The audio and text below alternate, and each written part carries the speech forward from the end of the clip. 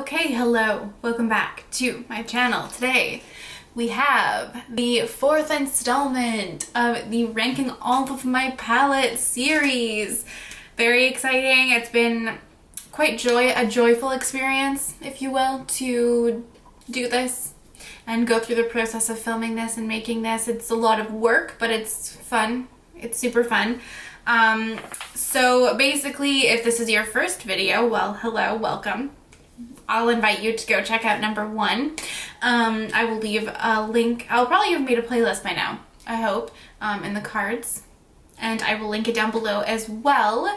Basically, I'm just going through my palettes, I'm ranking them, and I'm also swatching them. I'm doing individual swatches, which are inspired by Lauren May Beauty, and I'm swatching all of the palettes out because I find it so relaxing to watch swatching videos, and I just think it's just an extra way to add love to all of my shadows and all of my palettes and give them, you know, the moment in the spotlight that they all deserve.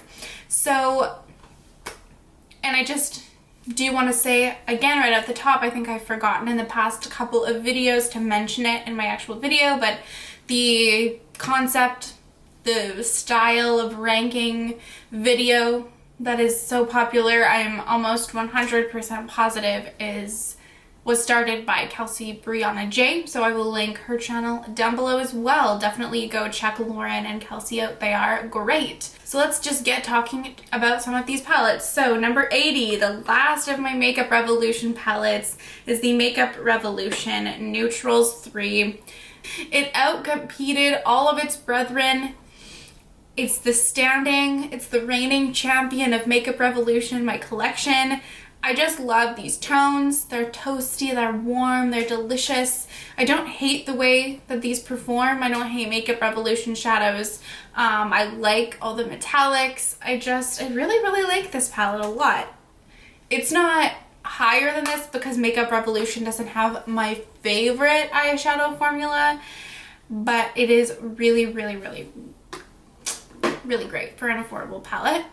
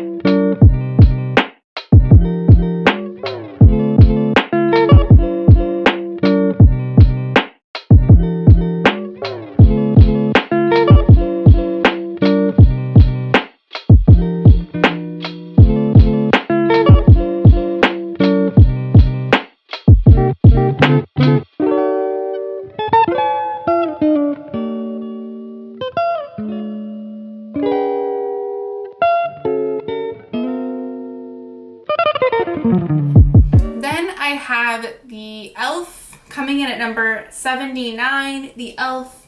Electric Mood Collection. This palette is in collaboration with TIANAMAJORS. The Feeling Lucky eyeshadow palette. There's so many names to this. I bought this 100% for the last row of shimmers. I like it. I actually like the tones in here, especially the tones of the mattes. I do like these shimmers. Some of them, like this one, is not that great. This one's a little bit hard pressed. They're fine, you know? They're not amazing, but they are. A lot of them are really beautiful. Like the shade Pound Coin is beautiful. I really like the shade Peach Champagne as well. It's affordable. I don't even know if you can get this anymore, but I don't know. It's not my favorite. It's not my favorite formula of shadow. It's not my favorite palette in the world, but I do enjoy it. It's nice. It's fine. Do I need it? Absolutely not. Absolutely not.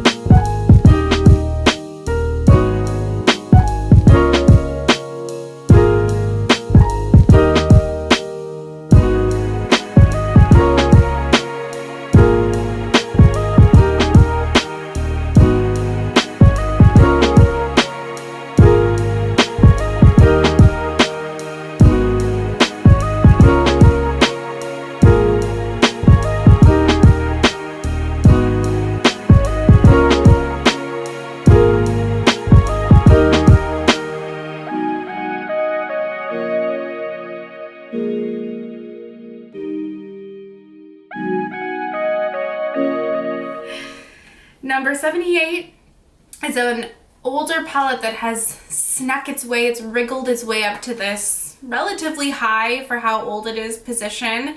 The Tarte TARTEIST Pro palette. This is just so high, excuse me as I blind you, just because of this row of dark mattes. I often reach for this dark purple and I can complete an entire look using this palette. I reach for it a good amount. to complete a look if I need a darker shade, like a darker purple, or mostly for that purple. I'm not gonna lie. I still like the tones in here, like the cool toned purples. I don't know, it just has like everything I could want when I'm doing my eyeshadow. It's not, again, my favorite formula in the world, but I do think that it's still a pretty good palette. I'm not gonna lie. And it's definitely gotten so much love from me in the time that I've had it.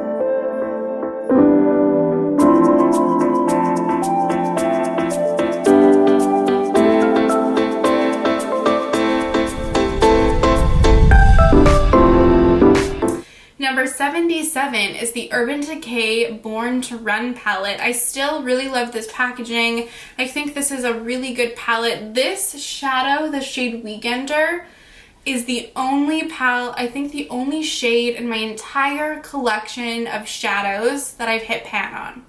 I've hit pan on this shade mostly just because I have to use it a lot because it's quite light and it's one of the only like quote-unquote transitional shades in this palette, but I love it. I think it's great. I love the range of colors. You can get so many looks from this. The shimmers aren't my favorite. They're a little bit subtler. They're almost like satiny metallic shades. Again, I always say that's really personal preference. I definitely prefer something with a little bit more sparkle, but you really can't beat the range of colors, the range of tones, and the depth that you get in this palette, I don't think. I still think it's a really good palette.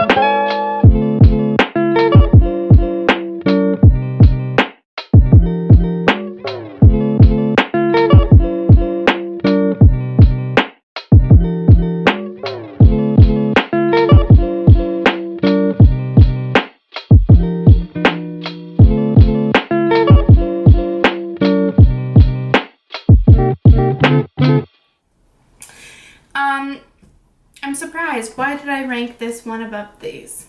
I don't know.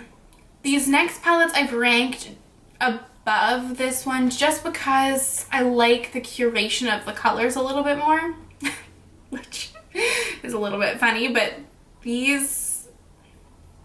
But number 76 is the Morphe & Jaclyn Hill Vault Collection palette. This is the Ring the Alarm.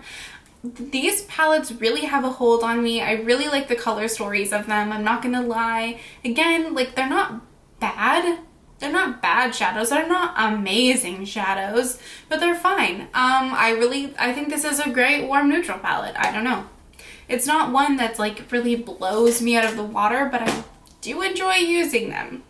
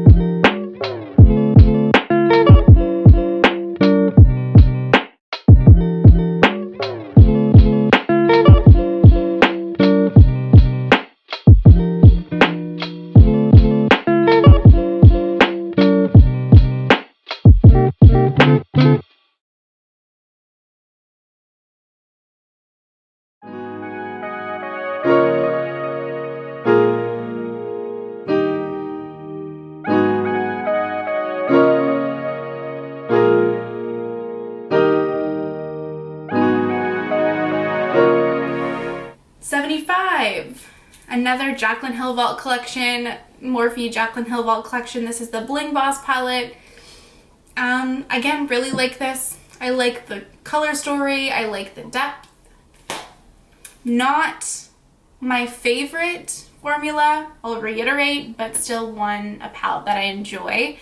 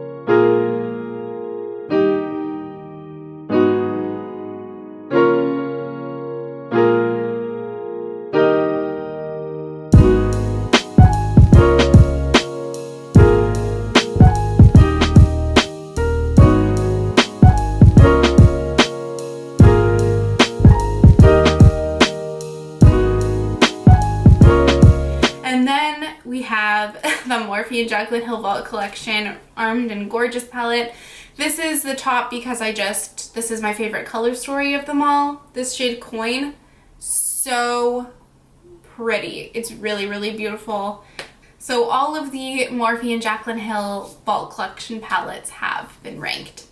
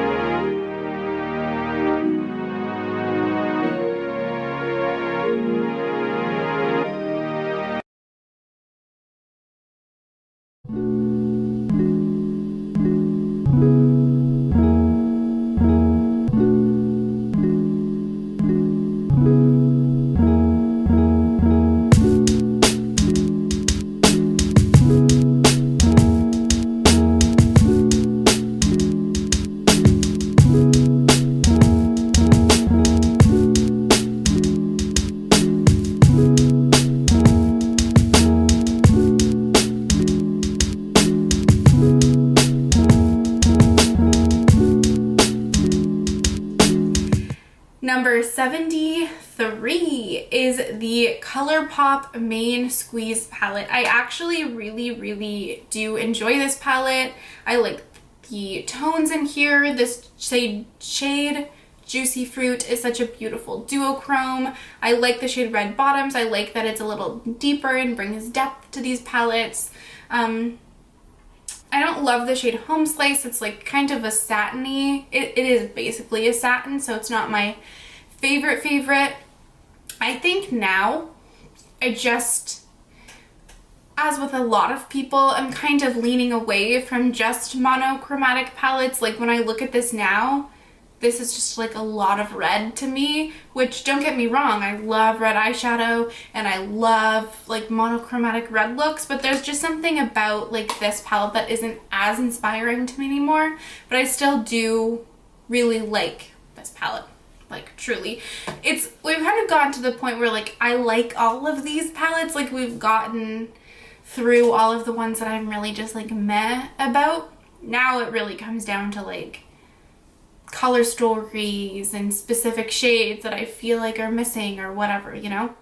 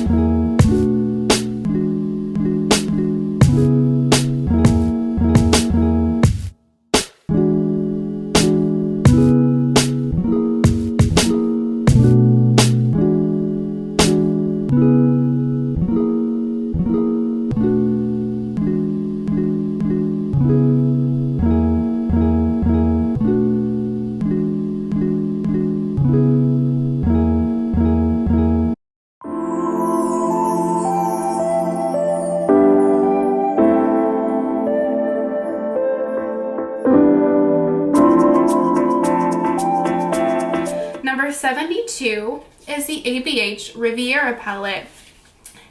Whenever I use this and whenever I swatch it, I'm like, oh wow, I always forget about this. I forget how good it is, and I do really, really enjoy it. I think this palette would have really been so much better if this had been like a dark navy blue or a really, really deep, deep purple, because especially now, it's not really my preference to deepen up shadows with a brown.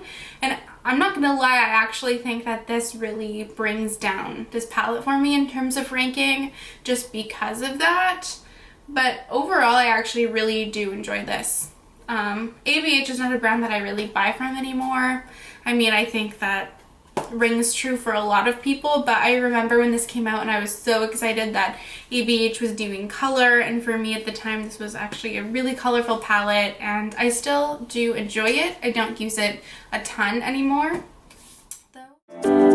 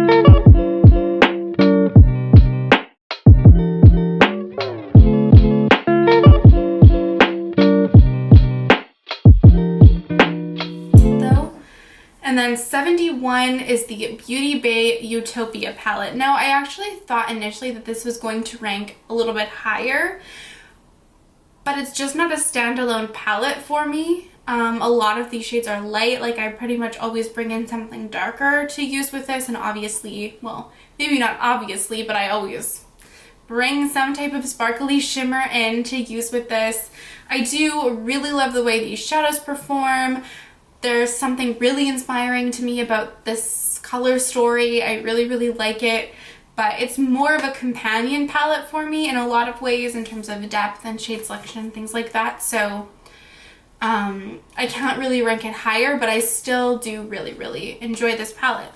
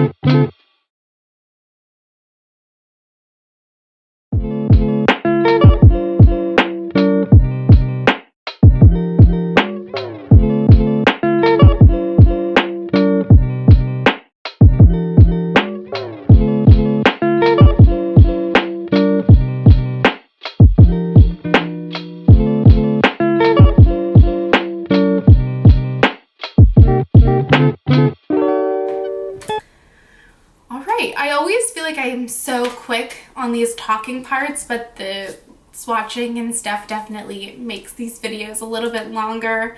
I hope you're still enjoying them because I'm filming these a little bit in advance of posting, so if it goes horribly wrong, then I won't know until later. But anyway, I've been enjoying making them, and I always love talking about my palettes. Thank you so much for watching. I always appreciate it, and I hope to see you in my next video. Bye!